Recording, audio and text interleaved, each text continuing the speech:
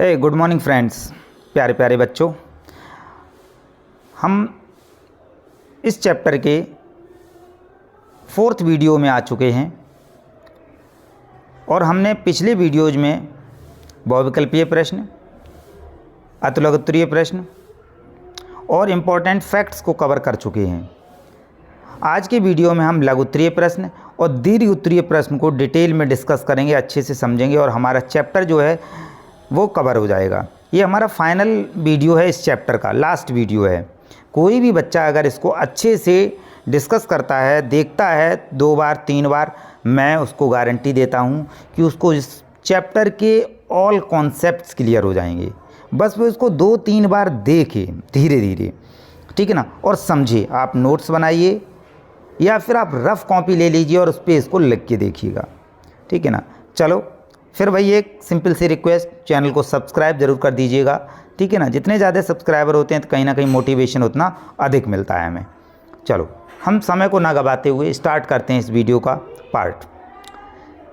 पहला क्वेश्चन है इस वीडियो का, क्या होगा यदि हम एक पोषी स्तर के सभी जीवों को समाप्त कर दें? समाप्त कर दें मतलब मार डालें, ठीक है ना। ये वीडियो जो अभी पिछला वाला वीडियो मैंने आपको बनाया था उसमें इस क्वेश्चन का आंसर मैं दे चुका हूँ। फिर भी यहाँ पे देखो, ये क्वेश्चन यहाँ पे लघुत्तरीय प्रश्नों में आएगा और आपको पता होना चाहिए कि जो लघुत्तरीय प्रश्न होंगे वो आपके बोर्ड के पेपर में 4 नंबर के आएंगे। कितने नंबर के आएंगे? 4 नंबर के। कहीं ना कहीं बच्चों को पैटर्न भी पता होना चाहिए कि आखिरकार पेपर का पैटर्न क्या होगा। हमारे बहुविकल्पीय प्रश्न कितने नंबर के होंगे, अतिलघुत्तरीय प्रश्न कितने नंबर के होंगे, लघुत्तरीय प्रश्न कितने नंबर के होंगे, दीर्घ-उत्तरीय प्रश्न कितने नंबर के होंगे, कितने सेक्शन में पेपर डिवाइड होगा। तो आप बिल्कुल भी चिंता मत कीजिएगा, आप बस इस चैनल पे कनेक्टेड रहिएगा। मैं सभी मॉडल पेपर भी यहाँ पे डिस्कस करने वाला हूँ, ठीक है ना। देखिए क्या होगा यदि हम एक पोषी स्तर के सभी जीवों को समाप्त कर दें। तो मैंने आपको बताया था कि अगर एक पोषी स्तर के आप सभी जीवों को किसी भी तरह से अगर ख़त्म कर देते हैं तो वो पारिस्थितिक तंत्र फिर स्थायी नहीं रह पाएगा। कुछ ही समय बाद जो है वो ख़त्म होना शुरू कर देगा, ठीक है ना। ये बहुत अच्छा उदाहरण है हमें समझने का कि अगर दुनिया में आपने देखा होगा कि चिड़ियाँ बहुत कम होती चली जा रही हैं, चील बहुत कम हो गए, कौवे बहुत कम होते चले जा रहे हैं, ठीक है ना। गिद्ध पहले इतने देखने को मिलते थे, वो पूरी तरह से ख़त्म होते जा रहे हैं।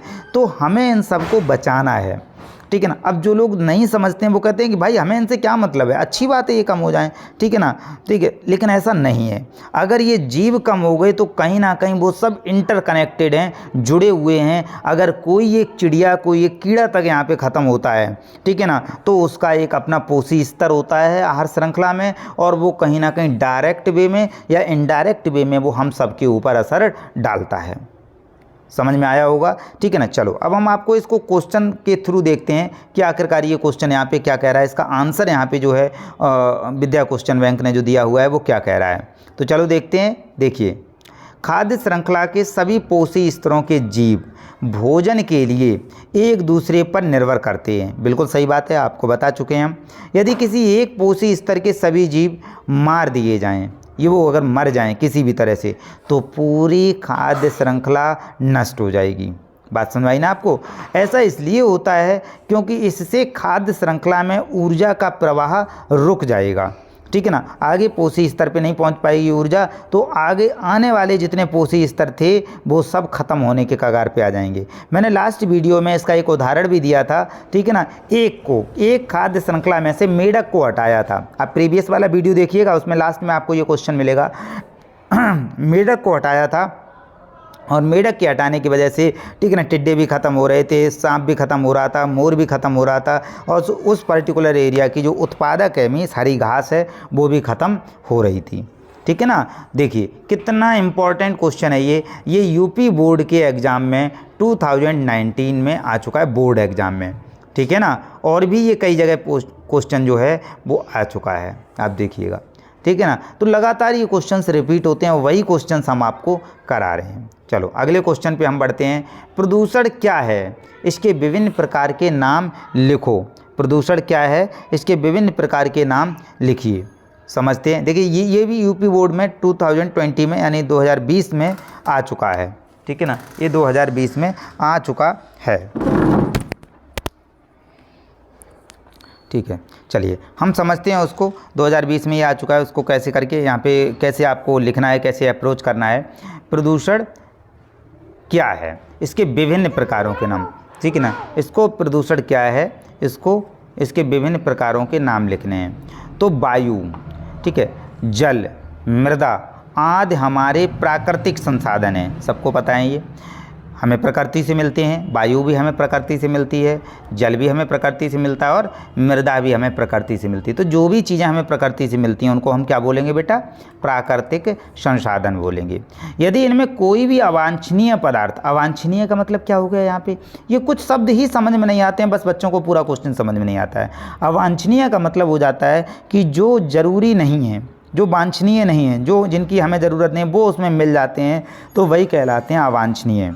तो इसे ही प्रदूषण कहते हैं। समझ में आ गया आपको। चलो आगे बढ़ते हैं इसमें हम।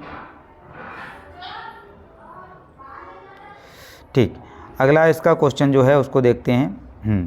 अब प्रदूषण के प्रकार, प्रदूषण के अगला इसका पार्ट उस क्वेश्चन का क्या लिया गया था कि प्रदूषण के प्रकार आपको बताने, कौन कौन सी तरह का प्रदूषण हो सकता है। तो प्रदूषण के प्रकार देखिए, प्रदूषण जो है जल प्रदूषण, मृदा प्रदूषण, वायु प्रदूषण, ध्वनि प्रदूषण, रेडियोधर्मी प्रदूषण। याद कर लीजिए, बहुत अच्छा क्वेश्चन है ये। जल प्रदूषण, जल प्रदूषण जब जल में अवांछनीय पदार्थ मिल जाएं, पानी गंदा हो जाए। आप देखो आपके यहाँ जैसे रिफाइनरी है, अगर हम मथुरा की बात करते हैं, मथुरा की रिफाइनरी बहुत प्रसिद्ध है, ठीक है ना। ये रिफाइनरी है, इससे निकलने वाला जो जल है, ठीक है ना, जो गंदा पानी है, आपने देखा होगा आपके आसपास से जो नाला निकला हुआ है, जो बम्बा निकला हुआ है, उसमें बिल्कुल काला पानी आता है एकदम। कभी सोचा आपने क्यों आता है? क्योंकि वो जल प्रदूषित है। वो प्रदूषण कैसे फैला, जो रिफाइनरी है, जो इंडस्ट्रियल एरिया है, उससे जो गंदा पानी आता है वो उस जल में मिल गया है, और वो प्रदूषित जो पानी जल निकला वहाँ से, फैक्ट्री से या रिफाइनरी से, ठीक है ना, उसने वहाँ के अच्छे पानी को भी जो है वो डिस्ट्रॉय कर दिया है, प्रदूषित कर दिया है। तो वो जल प्रदूषण हो गया। मृदा प्रदूषण, जब वहाँ से जो गंदगी निकल रही है वो मिट्टी में मिल जाएगी, तो वही कहलाएगा मृदा प्रदूषण, ठीक है ना। हम इतने सारे इंसेक्टिसाइड, पेस्टिसाइड, ठीक है, कीड़ों को मारने वाली जो दवाई डालते हैं ना, ठीक है ना, हमने वो खाद ज़्यादा, हम उर्वरक ज़्यादा यूज कर रहे हैं, जैविक खेती की तरफ नहीं जा रहे हैं, हम उर्वरक ज़्यादा यूज कर रहे हैं, तो वो मृदा प्रदूषण हो जाता है। वायु प्रदूषण, जो अब देखो रिफाइनरी से, आप देखो चिमनी से हमेशा धुआं निकलता रहता है, ठीक है ना। मैं रिफाइनरी का उदाहरण इसलिए दे रहा हूँ क्योंकि आप उसको डेली देखते हैं, ठीक है ना। तो आसपास के एरिया की वायु जो है वो लगातार प्रदूषित हो रही है। और आपको पता ही है मथुरा के सबसे पास में कौन सा शहर है, आगरा शहर है। तो आगरा शहर में जो ताजमहल है वो भी इस प्रदूषण की वजह से कहीं ना कहीं पीला पड़ता जा रहा है। जो ताजमहल है वो पीला पड़ता चला जा रहा है, संगमरमर से बना हुआ है, वो पूरा संगमरमर जो है वो पीला पड़ता चला जा रहा है। ये बड़ा ही एक सोचनीय प्रश्न है, ठीक है ना। चलो आगे बढ़ते हैं इसमें हम। ध्वनि प्रदूषण, अब इतने सारे ट्रक निकलते हैं, इतने सारी बसें चलती हैं, इतना सारा ट्रांसपोर्ट होता है, फैक्ट्री लगी हुई हैं, लगातार उनसे इतनी साउंड प्रोड्यूस होती है, वो कहीं ना कहीं एक प्रदूषण का कार्य करती है, वो ध्वनि को प्रदूषित करती है। समझ में आ रहा होगा आपको अच्छे से, बहुत अच्छे। और आपके आसपास के वाले हम प्रश्न बता रहे हैं जिससे आपको चीज़ें समझ में आए। रेडियोधर्मी प्रदूषण, ठीक है, रेडियोधर्मी प्रदूषण जहाँ पे होता है जहाँ पे रेडियो एक्टिव सब्सटेंस यूज होते हैं, जिनसे बिजली बनाई जाती है, जैसे यूरेनियम हो गया, जैसे थोरियम हो गया, जैसे स्ट्रोंटियम हो गया, ये सब रेडियोधर्मी पदार्थ हैं। और ये पदार्थ जो होते हैं वो इनसे विकिरण निकलती हैं, रेडिएशंस निकलते हैं, जिससे बहुत तरह की बीमारियां हो सकती हैं। उम्मीद करते हैं बहुत अच्छे से ये क्वेश्चन आपको समझ में आ गया होगा। चलो आगे बढ़ते हैं। और ये भी बहुत अच्छा क्वेश्चन है, अगला क्वेश्चन देखिएगा। मैं समझा चुका हूँ इसको, ठीक है, जब मैंने क्लास में पढ़ाया था, लेकिन यहाँ पे देखो फिर आ गया ये, ठीक है ना। ये क्वेश्चन क्या कह रहा है, चलो इसको देखते हैं हम यहाँ पे।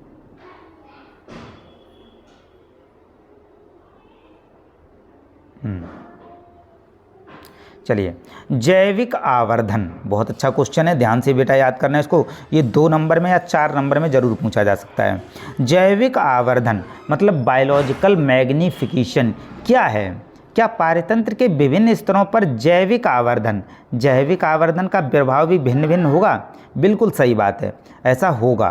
क्यों होगा, चलो हम इसको डिटेल में डिस्कस करते हैं। जब कोई हानिकारक रसायन जब कोई हानिकारक रसायन जैसे डीडीटी किसी खाद्य श्रृंखला में प्रवेश करता है तो इसका सांद्रण धीरे धीरे प्रत्येक पोषी स्तर पर बढ़ता जाता है। इस परिघटना को जैविक आवर्धन कहते हैं। और समझाएंगे, अभी ध्यान से सुनिएगा। इस आवर्धन से अलग स्तर पर पोषी स्तर पर भिन्न भिन्न होगा। बिल्कुल सही बात है। कैसे होगा देखो समझो। अगर हम बात करते हैं, हमने अपने खेत में दीमक को ख़त्म करने के लिए डीडीटी का छिड़काव किया। डीडीटी आप जानते होंगे, ठीक है ना, एक दीमक को मारने वाली दवा है जो बहुत ही ज़्यादा हानिकारक है। और उसका कैसे बढ़ रहा है, बहुत अच्छा उदाहरण दिया गया। डीडीटी की फुल फॉर्म आपको याद करनी होगी बेटा। डीडीटी फुल फॉर्म याद कर लेना, मैं पूछूंगा, ठीक है ना। देखिएगा, dichloro diphenyl trichloro ethane. DDT की फुल फॉर्म क्या होगी, फिर रिपीट कर रहा हूँ, लिख लो इसको। डाइक्लोरो डाइफिनाइल ट्राइक्लोरो ईथेन, ये डीडीटी की फुल फॉर्म हो जाती है, ठीक है ना, पूर्ण अवस्था हो जाती है। आप उसको याद कर लीजिएगा, 1 नंबर में ये पूछी जा सकती है। चलो अब देखते हैं कि ये कैसे करती है। तो हमने छिड़काव तो कर दिया खेत में, लेकिन वो उसमें क्या हुआ कि जल, अब देखो बेटा यहाँ से हम आपको उदाहरण सहित समझा रहे हैं, बहुत अच्छा दिया गया है। जल में उसकी प्रतिशत कितनी थी, 0.02 ppm। ppm का मतलब होता है बेटा पार्ट्स पर मिलियन। क्या होगा, पार्ट्स पर मिलियन, ठीक है ना। अब जल डीडीटी को हमने डाला तो इतना हो गई जल में, ठीक है ना। जल को जो अगर हम बात करते हैं तो जल को कवर करने के लिए जो है वो हो जाएगी, जल में कौन पाई जाएगी, ये पाई जाएगी शैवाल, ठीक है ना, ये शैवाल होगी, ठीक है ना। तो शैवाल में इसकी मात्रा कितनी बढ़ जाएगी, ये हो जाएगी 5 ppm। कितनी हो जाएगी, 5 ppm। बेटा अभी रौनक लेके गई है नीचे, उससे ले लो जाके, ठीक है ना, 5 ppm, ठीक है ना। तो देखो यहाँ पे जल में कितनी थी, 0.02 ppm थी, ठीक है ना। और शैवाल में, एलगी जिसको हम बोलते हैं, उसमें कितनी बढ़ गई, देखो बढ़ रही है ना, ये 5 ppm हो गई। अब एलगी को कौन खाएगा बेटा, तो इसको खाएगी मछली। एलगी को कौन खाती है, मछली खाती है। तो मछली में कितनी इसकी मात्रा है, देखिएगा इसमें हो जाएगी 240 ppm, 240 ppm हो जाएगी, ठीक है ना। अब मछली को कौन खाएगी, तो मछली को खाएगा पक्षी। तो पक्षी में देखो 1600 या 1700 ppm तक हो गया, ठीक है ना। तो समस्या बढ़ गई कि नहीं बढ़ गई, आप देखो बढ़ती चली जा रही है। कैसे बढ़ रही है ये स्तर, ठीक है ना। तो लगातार जो है इसकी क्वांटिटी जल में थी, जल से शैवाल में, शैवाल को मछली ने, अब मछली बहुत सारी शैवाल खाती है, तो जितनी शैवालों में 5 ppm 5 ppm 5 ppm, इस तरह से वो जितनी शैवाल को खाएगी उसमें बढ़ गई 240 ppm। अब पक्षी जो है एक ही मछली को तो खाता नहीं है भाई, उस एक से खाने से उसका पेट नहीं भरेगा, वो और ज़्यादा को खाएगा। तो यहाँ पे देखो 1600 1700 ppm तक पहुँच गई। इसी को कहते हैं हम जैविक आवर्धन। उम्मीद करते हैं आपको समझ में आया होगा, ठीक है ना, इसको याद कीजिएगा। चलिए आगे बढ़ते हैं। हमारे द्वारा उत्पादित अजैव निम्नीकरणीय कचरे से कौन सी समस्याएं। अब देखो बेटा, लास्ट वीडियोज में मैंने आपको समझाया था कि जैव निम्नीकरणीय और अजैव निम्नीकरणीय क्या होता है। तो जैव निम्नीकरणीय वो होते हैं जिनको जो है जीव आसानी से अपघटन कर पाते हैं, और अजैव निम्नीकरणीय वो होंगे जिनको जीव आसानी से अपघटन ना कर पाएँ। कौन कौन से आ जाएंगे इसमें, जैसे बेटा देखो इसमें प्लास्टिक आ जाएगी, प्लास्टिक, ठीक है ना। इसमें ग्लास मतलब कांच आ जाएगा, ठीक है ना। इसमें एल्यूमिनियम कैन हो जाएंगी, जो आप कोल्ड ड्रिंक पीते हो ना, कैन में पीते हो, रेड बुल हुई, ठीक है ना। ये ड्यू वगैरह भी कैन में आती हैं, ठीक है ना। इस तरह से जो भी होती हैं ये आसानी से डिकम्पोज नहीं होती हैं, आसानी से गलती नहीं है। ये सालों साल आपको ऐसे आप इसका प्रैक्टिकल कर सकते हैं। आप एक गड्ढा कीजिएगा, एक ज़मीन में एक गड्ढा कीजिएगा, और उसको आप जो है उसमें इन सब चीज़ों को डाल दीजिए। आप कागज़ का टुकड़ा डाल दीजिए, आप एक सूती कपड़ा डाल दीजिए, आप कांच डाल दीजिए उसमें, ठीक है ना, आप प्लास्टिक डाल दीजिए। फिर 2 महीने बाद उसको फिर देखिएगा, वहाँ पे आपको कागज़ नहीं मिलेगा, वहाँ पे आपको सूती कपड़ा नहीं मिलेगा। क्यों? क्योंकि वो जीवों ने उसको डिकम्पोज कर दिया है, सड़ा गला दिया। लेकिन कांच, प्लास्टिक और एल्यूमिनियम फॉयल वैसे की वैसे ही मिलेगी। तो ये जो सड़ती नहीं है, गलती नहीं, इससे हमारे वातावरण को कुछ समस्याएं हो सकती हैं। उन्हीं समस्याओं को यहाँ पे पूछा गया। देखो बेटा, मैं समझाने पे जोर दे रहा हूँ, आप समझिएगा, रटिएगा मत क्वेश्चंस को, ठीक है ना। आप रट नहीं सकते हैं ज़्यादा, तो चलिए समझते हैं, देखिएगा।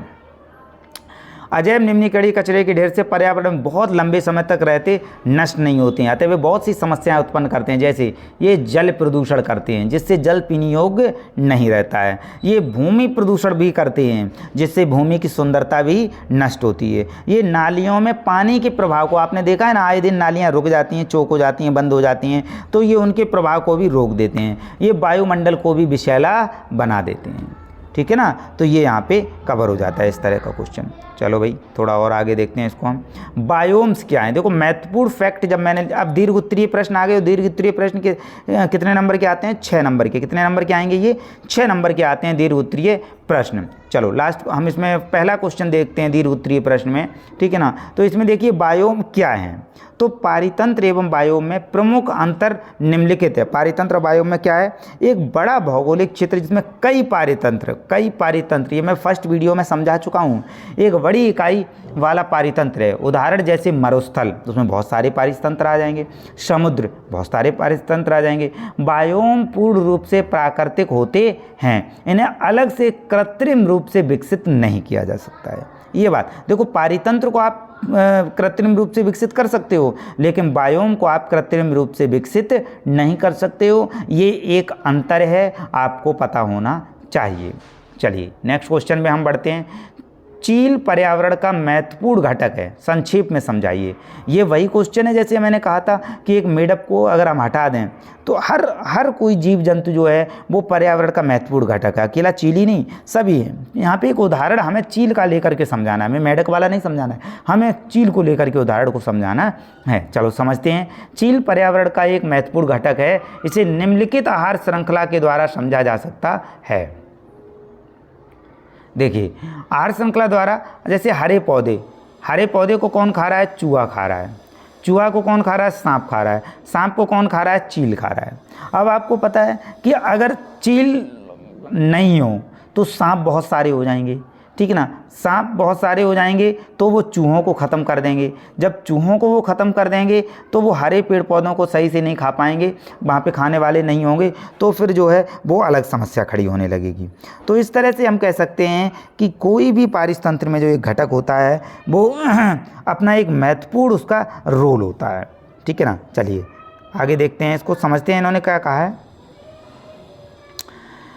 उपयुक्त आहार श्रृंखला में चील सर्वोच्च मांसाहारी है जो सांप व चूहों का भक्षण करती है। यदि हम समस्त चीलों को हटा दें या मार डालें तब क्या होगा, तब सांप की संख्या बढ़ जाएगी और उनको खाने वाला कोई नहीं रहेगा। सांप की संख्या इतनी बढ़ जाएगी कि वे समस्त चूहों को खा डालेंगे, तब एक ऐसी समस्या खड़ी होगी जो पूरे वातावरण को कहीं ना कहीं है ना खतरे में डाल देगी। ये बात आपको समझ में, इस तरह से ये समस्या खत्म हो सकती है, ठीक है ना। तो ये दीर्घ उत्तरीय प्रश्न जो हैं है ना, उनको हमने यहाँ पे देखा और समझा।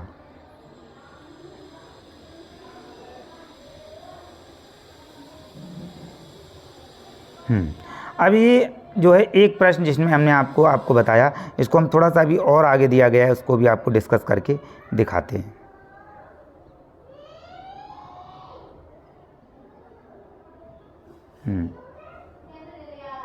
चलिए, स्थिति आएगी तब सांप अपने आप मरने लगेंगे, क्योंकि जब संख्या सांपों की ज़्यादा हो जाएगी ना तो सांप अपने आप मरने लगेंगे, क्योंकि उनको भोजन उपलब्ध नहीं होगा। इस प्रकार चील किसी भी खाद्य श्रृंखला में हो, उसे अथवा किसी भी एक जीव को हटाने पर पारिस्थितिक तंत्र असंतुलित हो जाएगा। बता चुका हूँ मैं आपको, ये सब बातें आप समझ सकते हैं। चलिए आगे बढ़ते हैं इसको हम।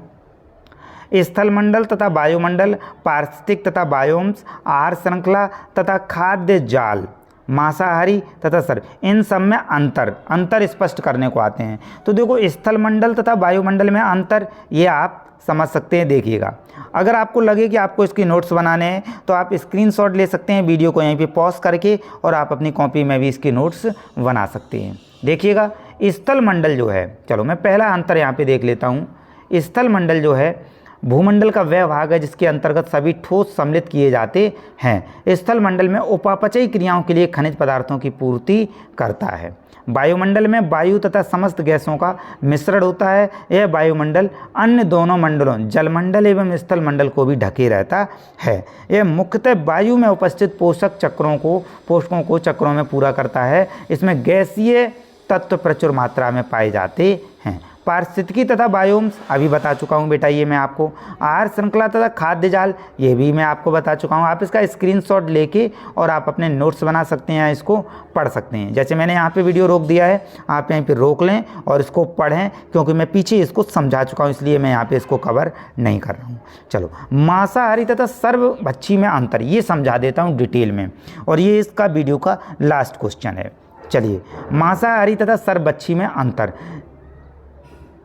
देखो बेटा, मांसाहारी वो जंतु होते हैं जो सिर्फ और सिर्फ मांस खाते हैं, ठीक है, वो हरे पेड़ पौधों को नहीं खाते हैं। देखिए, जीव मंडल में कुछ जंतु भोजन के रूप में कुछ जंतुओं को खा जाते हैं, ऐसे जंतुओं को मांसाहारी कहा जाता है। मुख्यतः शाकाहारी जंतुओं को भक्षण करते हैं, जैसे शेर, चील और बाज, ये हो गए मांसाहारी, ठीक है ना, ये हो जाएंगे। और सर्वभक्षी वे होते हैं, सर्वाहारी वो होते हैं जो मांसाहारी को भी खा लें और शाकाहारी को भी खा लें, दोनों को खा, हरे पेड़ पौधों को भी खा सकते हैं और दूसरे जीव जंतुओं के मांस को भी खा सकते हैं। जैसे मनुष्य इसका सबसे अच्छा उदाहरण है। मनुष्य से कुछ भी नहीं बचा है, वो नॉनवेज भी खाता है और वेज भी खाता है। उम्मीद करते हैं आपको बहुत अच्छे से ये वीडियो समझ में आया होगा। ज़्यादा बड़ा ना करते हुए हम इसको यहीं पे कवर करते हैं, ख़त्म करते हैं। और ये इस चैप्टर का लास्ट वीडियो था।